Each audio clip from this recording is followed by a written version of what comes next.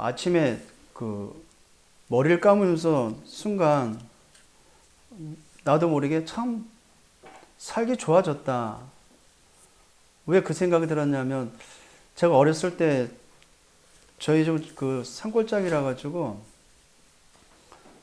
수돗물이 없었어. 수돗물이 없어가지고 추운 겨울날 이제 따뜻한 물 얻기 위해서는 집을 이렇게 돌아가지고 한 50m 가가지고 물동이 지게를 지고 이렇게 가서 이제 들고 와가지고 불을 떼서 이제 물을 데펴서 머리를 감았거든요. 그렇다고 해서 또 집안에서 머리 감느냐? 밖에서 감았잖아요. 그래서 참 집안에서 그냥 틀기만 하면 따뜻한 물 나오는데 참 좋아. 살기 좋아졌다. 순간 스치는 생각에 옛날에 추운 때는 그냥 씻기 싫어가지고 도망 다니고 그랬었는데 참 살기 좋아졌다. 살기 좋아진 세상이 점점 더 영적 문제가 심각해진 이유가 뭘까? 머리 감으면서 그렇게 생각을 했어요. 살기 좋아졌는데 이 세상은 너무나도 살기 좋아졌는데 왜 점점점 더 심각한 일이 일어날까? 옛날에는 화장실이 뒷간이라 그랬잖아요. 그냥 집을 나가가지고 뒤에 이렇게 지나가면서 겨울에 얼마나 추워요. 엉덩이를 내려놓고. 그렇다고 또 휴지가 엠보싱 휴지도 아니고 두루마리 휴지도 아니고 제가 살던 동네 바로 옆에 시멘트 공장이 있어. 거기서 나오는 그냥 두꺼운 시멘트 포대 봉지 아니면 이제 공채 다 쓴 거에서 막 비벼가지고 엠보싱처럼 막 부드럽게 만들어가지고 그렇게 그랬던 시절인데 지금 얼마나 좋아졌어요. 그렇죠? 내리면 그냥 냄새도 안 나게 싹 내려가고. 근데 왜 점점점 세상은 더 어려워지고 더 힘들어졌을까? 그러니까 머리 착 감으면서 그런 생각하면서 그리스도 예수 안에서 이 호사를 누리고 있고 그리스도 예수 안에서 이 복음의 비밀을 누리고 있는 그 자체가 참 감사하다. 머리 감으면서 그런 생각을 해봤습니다. 살기는 좋아졌는데 세상은 점점점 어려워지고 힘들어져 가는데 구원받은 나는 이 허락한 이 현장에서 환경에서 이렇게 좋은 응답을 누릴 수 있는 이런 신분권을 주신 거 참 감사하다. 어떻습니까? 한 주간도 여러분의 삶 가운데 기도의 망대를 만들어 보셨습니까? 내가 있는 곳에 기도의 흐름 속에 이렇게 내가 가고 있다는 것을 한번 느껴보셨습니까? 기도의 망대를 만들어라 그렇게 했는데요. 기도의 망대가 뭡니까 결국은? 하나님이 나에게 주신 것이거든요. 하나님의 것을 내 것으로 만드는 것입니다. 다시 말해서 보좌의 축복과 보좌의 능력이 지금 우리 안에 함께합니다. 그렇죠? 하늘과 땅의 모든 권세를 가지신 이가 내 안에 있으므로 우리는 하늘과 땅의 모든 권세를 누릴 수 있는 하나님의 자녀요, 택함을 받은 구원받은 백성이거든요. 성도거든요. 그러면 하나님이 그리스도를 통해서 주신 하늘과 땅의 모든 것을 누릴 수 있는 그 보좌의 축복을 누릴 수 있는 신분을 우리가 기도의 망대를 통해서 누리는 것입니다. 그러니까 내게 능력 주신 자에서 내가 모든 걸 할 수 있다는 그 사실이 사실적으로 실제적으로 누릴 수 있는 것이거든요. 그럼 하나님의 것을 내 것으로 만드는다는 것은 결국 나를 뭐 하는 것입니까? 복음화시키는 거거든요. 야생마와 같이 말도 지지를 안 듣고 지멋대로 날뛰고 있는 나의 개인의 삶을 그리스도께서 내 안에 들어오셔서 나를 말씀에 순종하도록 말씀을 따라가도록 우리 안에서 성령께서 인도해 주시고 보여 주시고 깨닫게 하심으로 말씀을 따라갈 수 있도록. 그래서 우리가 매일 기도의 망대 속에, 망대라는 것은 타워거든요. 그 속에서 하나님과 소통하고 그 속에서 빛을 발하는 나의 영적 상태를 말하는 것입니다. 자, 이것이 내 것이 되면 어떻게 되겠습니까? 하나님의 것은 결국 나를 통해서 어떻게 돼요? 작품화됩니다. 이게 하나님의 목적이죠, 실은. 더 쉽게 말하면 나의 삶 가운데 그리스도를 통한 생명의 열매를 맺을 수밖에 없는 결과물이 나온다는 것입니다. 내 인생에서. 기도의 망대를 만들어라 이 말은 지금 현장에 있는 수만 가지의 영적인 문제와 정신 문제와 계속해서 일어나는 그 재앙을 만난 이 시대에 많은 사람은 방황하고 있어요. 점점점 시대는 점점점 더 어려워져 가고 비대면 시대로 바뀌어가고 있습니다. 비대면 시대가 바뀌어져 가면서 어떤 일이 일어나요? 현장에서 계속해서 영적 문제가 일어납니다. 어제 그 30대 어떤 아줌마인지 아가씨인지 몰라도 아주머니라는 소리를, 아줌마라는 소리가 듣기 싫어가지고 칼 부림했잖아요. 칼 꺼내가지고 그 칼을 어디서 갖고 왔는지. 또 어떤 아저씨는 슈퍼가게 들어가가지고 걔 지멋대로 골라가지고 그 앉는 자리에서 술 처먹다가 주인이 나가라 하니까 죽이려고 막 달려들고. 이런 어려운 시대, 위험한 시대를 우리는 맞이하고 있습니다. 이런 시대에 저와 여러분에게는 우리의 삶 가운데 묵상운동을 지향을 해야 됩니다. 왜냐? 점점 하나님의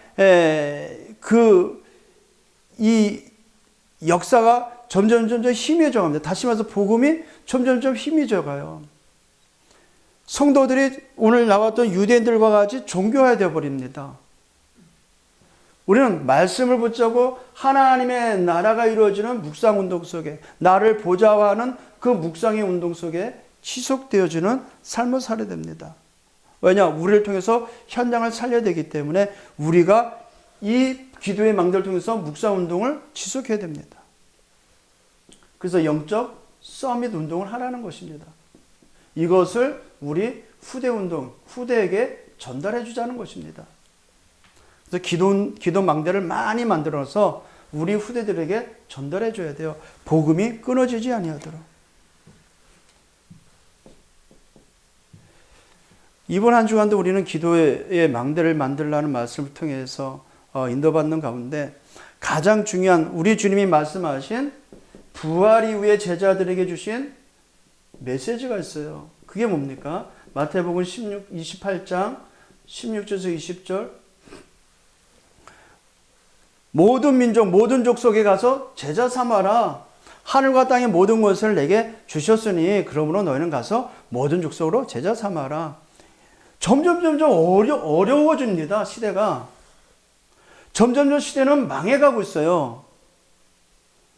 그런 시대에 우리를 불러주셔서 뭐하라고 그러십니까? 모든 족속, 모든 민족 가서 제자 삼으라. 왜냐? 하늘과 땅의 모든 것을 내게 주셨으니까 내가 너희와 세상 끝날까지 함께 하겠다. 그러니까 아버지와 아들과 성령의 이름으로 세례를 베풀고 내게 들은 모든 것을 가르쳐 지키게 하라. 성도가 삶의 이유가 여기서 나와야 되는 것입니다.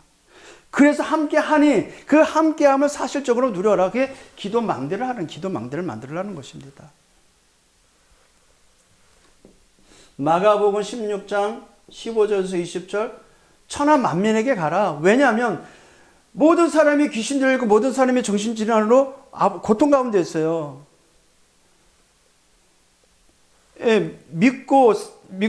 믿는 자는 세를 받을 것이고 믿지 않는 자는 정죄를 받으리니 너희가 뱀을 집으며 무슨 독을 마실지라도 해를 받지 아니하고 병든 자에게 손언즉 나음이 있으리라. 그 전에 뭐라 그래요? 내 이름으로 귀신을 쫓아내며. 우리 주님은 현장을 바라보면서 현장 속에 일어나는 영적 사실들과 육신적 사실을 가지고 그것을 살릴 수 있는 말씀을 주신 것입니다.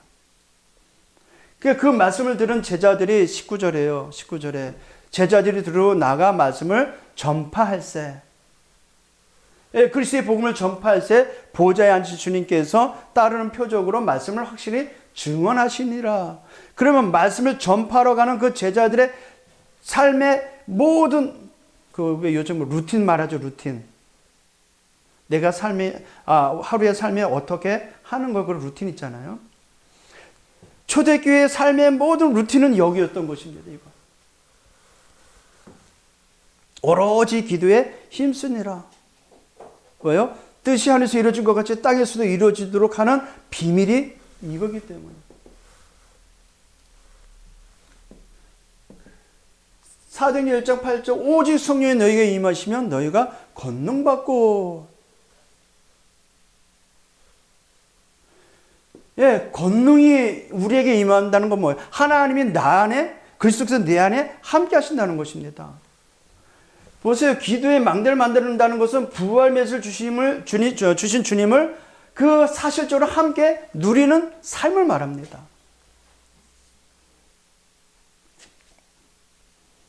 자, 이런 말씀 가운데 오늘 이제 예수님이 공의 앞에 서시는 그 장면을 우리가 이제 맞이했습니다.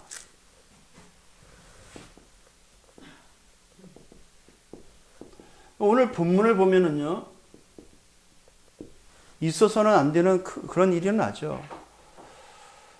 창조자 하나님께서 육신의 몸을 입고 이 땅에 오셔서 우리의 문제를 해결하시고자, 이 지상에 있는 모든 문제의 원흉이 되는 창세 3장의 문제를 해결하시고자 능력을 받는 장면이죠. 능력을 받는 장면입니다.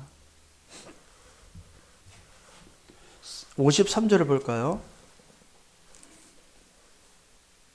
그들이 예수를 끌고 대제사장에게로 가니 대제사장들과 장로들과 서기관들이 다 모이더라. 약속을 한 거죠. 이제 이때는 대낮이 아니라 한밤중입니다. 근데 대제사장이 갔다는 것은 뭡니까? 그 당시에 대제사장이었던 가야바한테 간 것입니다.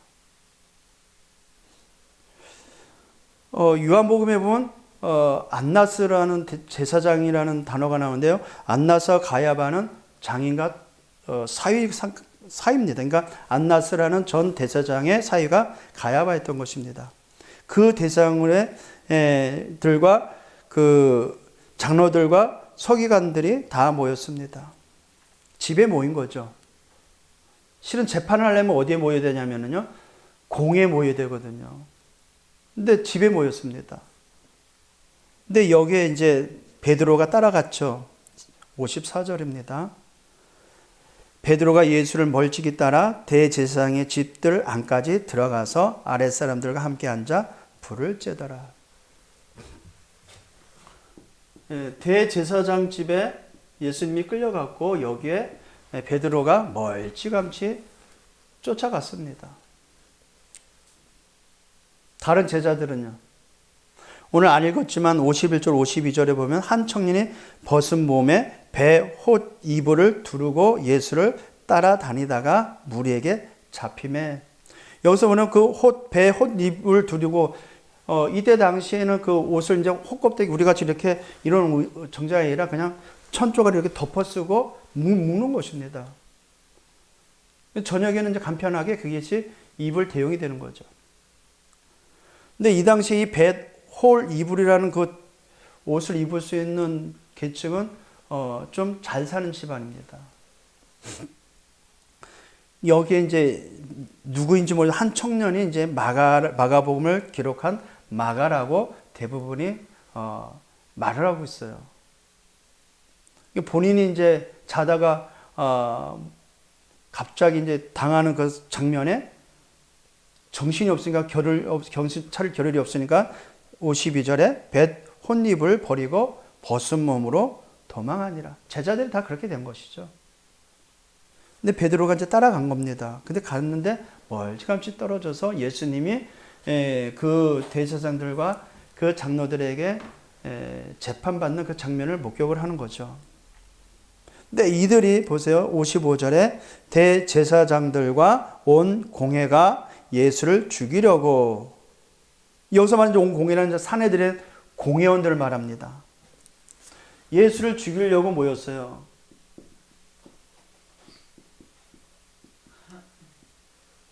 그러면 이 잡혀간 예수님은 살려고 발버둥 쳐야 되는 것이 아닙니다.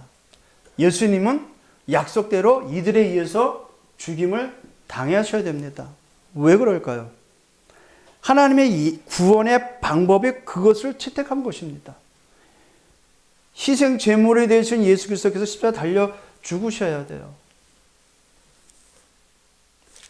근데 그 죽이려고 오늘 어디에 모였습니까? 공회가 가야바 집에 모였지만 온 공회 산헤드린 회원이 이 이스라엘의 최고 기관이거든요. 이스라엘 민족의 72명만 산헤드린 회원이 됩니다. 그들이 예수를 죽이려고 칠 증거를 찾되 얻지 못한 것입니다. 재판을 하는데 증거와 증인이 있어야 되는데 없는 것입니다. 그러니까 죽일 방법을 어떻게 해요? 거짓 증언으로 나오죠. 56절입니다. 이는 예수를 쳐서 거짓 증언하는 자가 많으나 그 증언이 서로 일치하지 못함이라. 당연히 그렇죠. 일치하면 그게 참 증거가 되는데 증거가 되지 못하는 거예요. 증인이 되지 못하는 것입니다. 59절에 보니까 그들이 하는 그 증언도 서로 일치하지 않더라 그렇게 나와 있죠. 일치가 안 되는 것입니다. 좋은 예가 이제 58절입니다. 57절에 어떤 사람이 일어나 예수를 쳐서 거짓 증언하여 이르되 우리가 그의 말을 들으니 손으로 지은 이 성전을 내가 헐고 손으로 짓지 아니한 다른 성전을 사흘 동안 지으리라 하더라 하되. 예수님이 이렇게 말씀하지 않았거든요. 요한복음 3장에 보면 성전에 이제 그 난무한 그 상태를 보고 뒤엎어 버려요. 그래서 하신 말씀입니다. 너희가 지은 이 성전을 너희가 허물어라. 그러면 내가 사흘 안에 다시 세우겠다. 이 말을 했거든요. 근데 여기서 말하면 내가 헐겠다 했어요. 예수님은 스스로 내가 이 성전을 내가 헐겠다고 말하지 않았어요. 너희가 지은 거 너희가 헐어라. 그럼 내가 다시 사흘 안에 세우겠다. 이게 거짓 증언을 합니다. 여기 이제 대제사장이 질문하죠.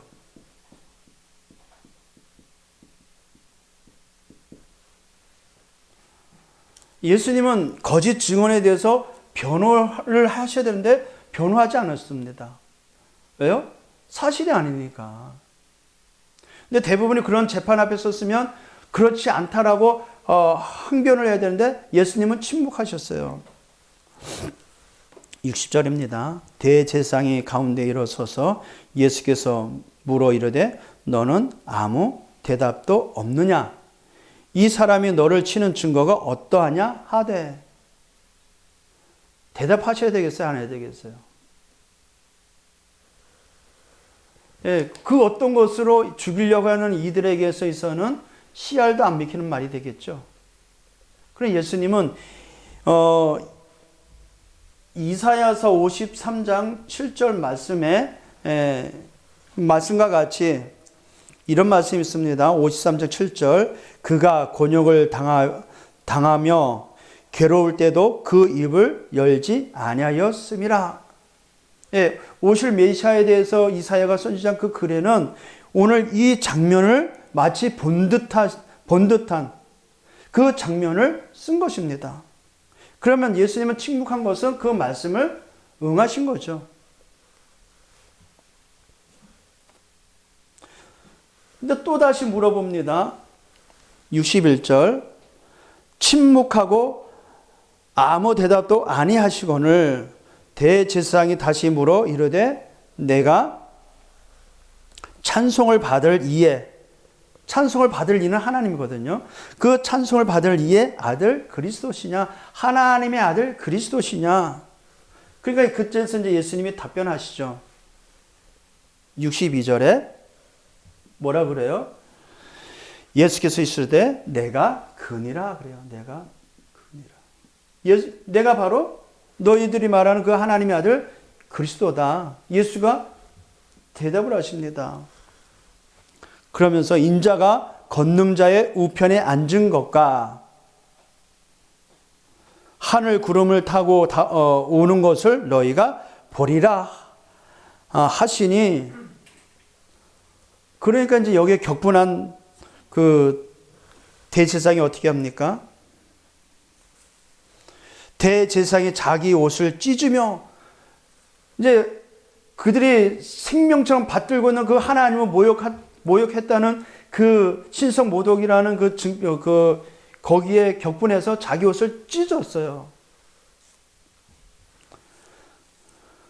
너희는 그 신성 모독하는 말을 너희가 들었도다. 너희는 어떻게 생각하느냐 하니 그들이 다 예수를 사형에 해당한 자로 정죄하고 그랬어요. 그 내가 근이라는 그 말에 이제 꺼리가 생겼어요. 신성 모독이라는 제명이 생긴 거죠.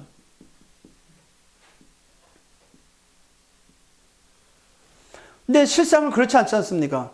예수는 그리스도시잖아요. 근데 대제사장들은 그것을 신성 모독이라 해서 예수를 죽이려고 합니다. 그리고 65절에 보니까 어떻게 합니까? 정죄하고 어떤 사람은 그에게 침을 뱉으며 그의 얼굴을 가리고 주먹으로 치며 이르되 선지자 노릇하라 하고 하인들은 손바닥으로 치니라.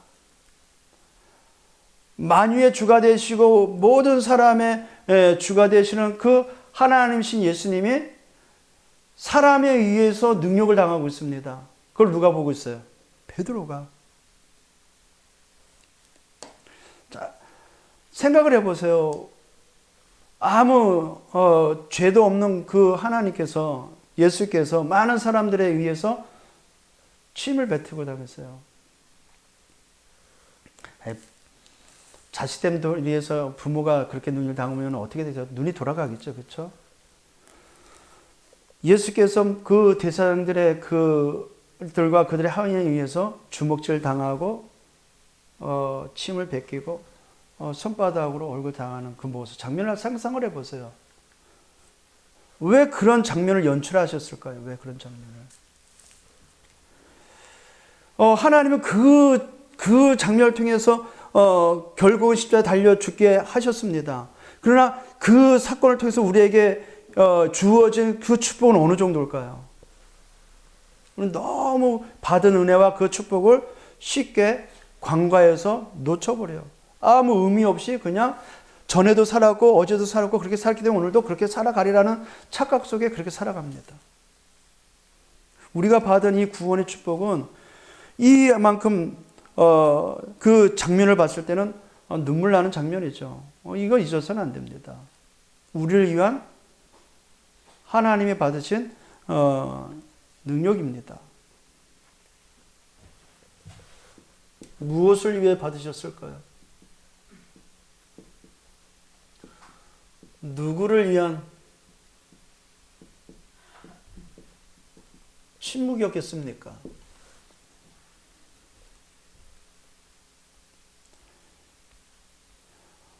이제 예수께서 십자가에 죽으시고 부활하셔서 40일 동안 하나님의 나라의 일을 말씀하시려고 감람원에 제자들을 불러 모으시고 하나님 나라의 일을 가르치시고 그들이 현장에 마가다락방에 모여서 오로지 기도에 힘쓰고 난 이후에 이루어지는 영적 사건들이 있지 않습니까?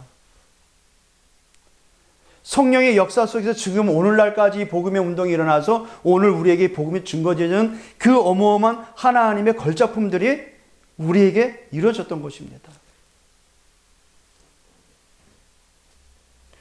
예수께서는 그와 같은 모든 능력을 당했음에도 불구하고 우리에게는 최고의 축복을 주셨습니다.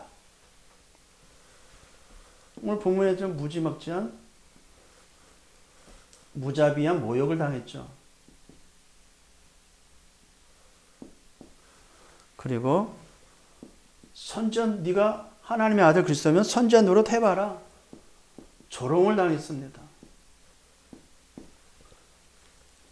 예, 선지자 노릇 하라는 이 말은 네가 메시아거든. 그 초자연적인 능력을 보여줘봐라. 그러면서 딸을 때립니다.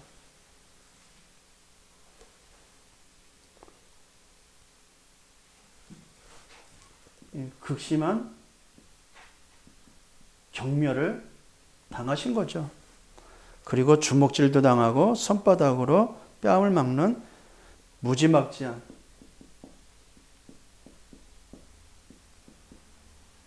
폭행까지도 당하셨습니다. 무엇 때문에? 누구를 위해서 이렇게 침묵하셨고 당하셨겠습니까? 우리가 이 땅에서 누려야 될 그 축복을 위해 우리 주님은 잠잠하신 것이죠. 불법 재판임에도 불구하고 우리 주님은 침묵하셨습니다. 그 근거가 왜 불법 재판이냐면요. 유대인들의 소송법상에 야간에는 재판이 열리지 않습니다.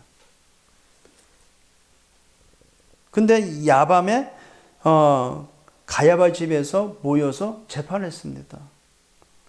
근데 공식 속상이 되는 상해들이온 그 공회당에서 해야 되는데 개인의 집에서 했던 것입니다. 예수의 그 변호를 듣지도 않고 뭐 하지도 않았지만요. 그리고 더 중요한 거는 재판은 안식일이나 큰 절기가 되는 그 전날은 하지 않습니다. 근데 이때는 언제? 이제 바로 유월절 기간이에요, 유월절 기간. 유대교의 그 미시나라는 이 규정이 있답니다. 그 규정을 위반한 거죠, 이들이. 그 불법을 행하면서까지 예수를 죽이려고 했습니다. 거기에 예수는 당연히 이들의 행패에 따라가야 됩니다. 왜요? 십자가를 가야 되기 때문에. 누굴 위한 것입니까? 하나님이 이 땅을 향한 구원의 역사에 이르기 위한 아들이신 그리스도께서 100% 순종하는 그 자세를 오늘 우리에게 보여주고 있는 것입니다. 그래서 십자가의 그 죽음과 그 부활을 통해서 오늘 우리에게 나타나시고자 하는 그 어마무시한 성령의 그 역사 속에 그 영적 축복을 우리에게 주시고자 우리 주님은 그 어떤 능멸도 담당하신 것이죠. 누굴 위해서요? 저와 여러분을 위해서. 그럼 우리에 주어진 이 축복을 어떻게 해야 되겠어요? 24 누림에도 부족함이 없이 우리는 그 충분함을 누려야 됩니다. 영적 사실을, 영적인 축복을 누리시길 바랍니다. 이 축복이 우리에게까지 오기까지는 우리 주님의 이와 같은 어마어마한 말로 형용할 수 없는 그 어떤 것으로도 말이 안 되는 그런 능력조차를 담당하시고 우리에게 주시고자 하는 그 일 때문에 오늘 침묵하신 것입니다. 그래서 우리는 이번 한 주간 살면서 이 그리스도를 통해서 주신 이 영적 사실을 확인하고 그리스도를 통해 주신 것들을 우리가 누림으로써 정말 망대를 만드는 또 망대를 가진 파수꾼의 역할을 감당하시기를 주님으로 축복드립니다. 그리스도를 만난 이들은 결국 모든 현장에서 파수꾼의 사역을 감당한 것입니다. 더 직역을 한다면 전도자로 산 것입니다. 전도자가 뭡니까? 그리스도의 복음의 빛을 가진 자입니다. 그 빛을 바라는 자입니다. 그 빛을 말하는 자입니다. 그래서 우리가 한번 생각을 해보세요. 그리스도 속에서 우리가 얻은 것이 뭡니까? 사도행전 1장 1절 오직 그리스도를 통해서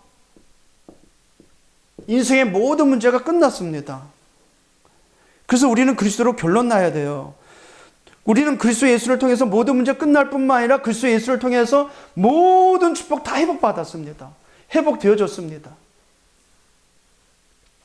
그래서 우리 인생의 결론을 그리스도로 나야 되는 것입니다. 근데 그 그리스도를 통해서 그 인생의 결론 날 뿐만 아니라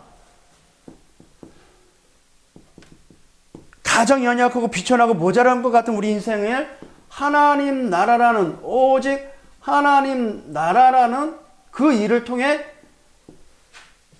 이루시려고 우리를 하나님의 자녀 삼으시고 우리를 그 일을 하도록 우리에게 신분권을 주신 것입니다. 우리는 여기에 오직 집중해야 돼요. 왜요? 그의 일이기 때문에 하나님의 나라와 그의 일이 있기 때문에 하나님 나라의 일이 우리에게 주어졌기 때문에 그럼 우리의 모든 사고 구조 속에 결론이 뭐가 되어야 돼요? 오직 그리스도요 오직 하나님의 나라라는 것이 결론 나야 됩니다.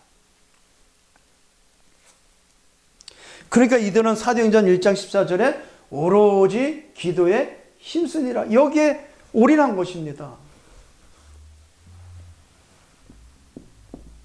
사도행전 1장 8절 오직 성령의 충만함을 날마다 누린 것입니다. 왜냐하면 이거밖에 없거든요. 이렇게 모진 순환을 다하신 그리스도께서 부활하셔서 우리와 함께할 때 약속했으니 그 약속을 사실적으로 누린 것입니다. 그러니까 사도행전 1장 14절에 마가다라방에 모여서 오로지 뭐 했어요? 기도에 힘쓰니라 그랬습니다. 오로지.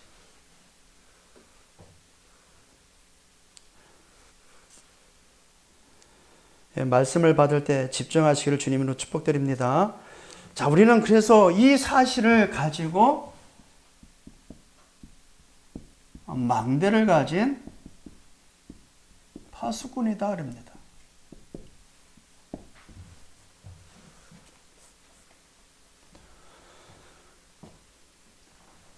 망대를 가진 파수꾼은요, 부활의 신앙을 가진 자입니다. 부활의 신앙이 뭡니까? 영세전 그리스도,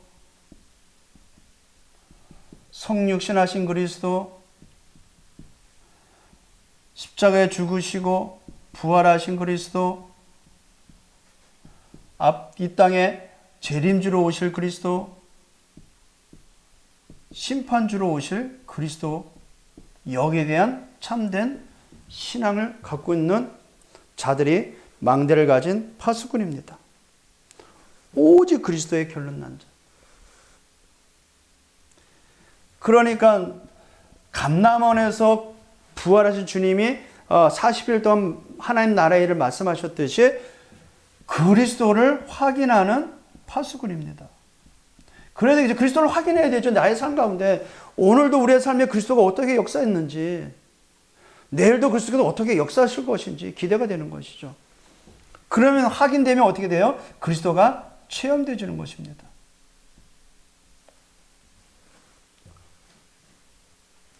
그리스도가 체험되어진다는 말은 뭡니까? 보좌가 체험되어지는 거죠.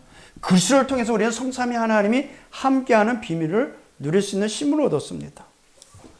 그리스도가 체험된다는 것은 약속하신 권능이 체험되어지는 것입니다. 그러니까 오직 성령이 너희에게 임하시면 너희가 권능을 받고 세상을 이길 수 있는 힘이 거기서 나오는 것입니다. 세상 사람들이 왜 어려합니까? 힘이 없어서 어려워하잖아요. 힘들죠. 힘이 있으면 뭘 어렵게 생각하겠어요? 힘이 없기 때문에 모든 망가지가 다 어려운 것입니다. 힘이 있어야 돼요. 근데 그 힘은 사람의 힘이 아니에요. 하나님으로부터 나오는 힘이어야만 세상을 이길 수 있고 세상을 살릴 수 있습니다. 그러니까 이 권능의 힘입어 우리가 증인이 될 수 있는 거죠. 증인이라는 성경적인 체험을 누릴 수 있는 것입니다. 이번 한 주간도 저와 여러분의 삶 가운데 이 현장을 보면서 그리스도가 우리에게 주실 그 어마어마한 이 영적인 그 주신 이 엄청난 이 축복을 사실적으로 누리시기를, 그래서 망대를 가진 파수꾼으로서 현장 살리는 전도제자 되기를 주님의 이름으로 축복드립니다. 하나님 아버지 감사합니다. 오늘 우리를 위하여 모진 능욕을 당하시면서도 단 한마디의 말도 답변하지 아니하시고 항변하지 아니하시고 우리를 위하여 모든 것을 담당하셨음을 참으로 감사를 드립니다. 그리스도 예수를 통해서 회복된 이 영적인 축복을 사실적으로 24 누리는 우리 영광의 모든 성도들 되게 주옵시고, 망대를 가진 파수꾼으로서 복음의 빛을 증거하는 제자로서 부활 신앙을 가지고 감람산에서 40일 동안 우리에게 주신 미션을, 그래야 그 그리스도가 확인되어지는 참된 체험을 누리게 하여 주옵소서.